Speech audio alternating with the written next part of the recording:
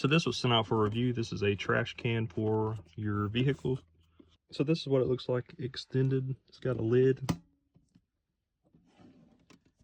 And that's how deep it is. It's got a handle here and a strap.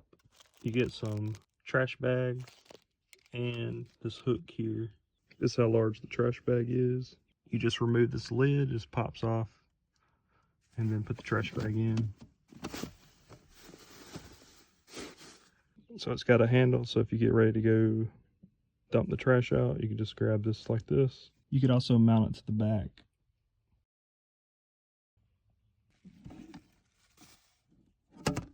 You could also mount it around the console or the gear shift. You also have this strap here that you could put on here. So if you want to lock it to the bottom of the seat, that way when you have it on the back here, it's not like moving a lot.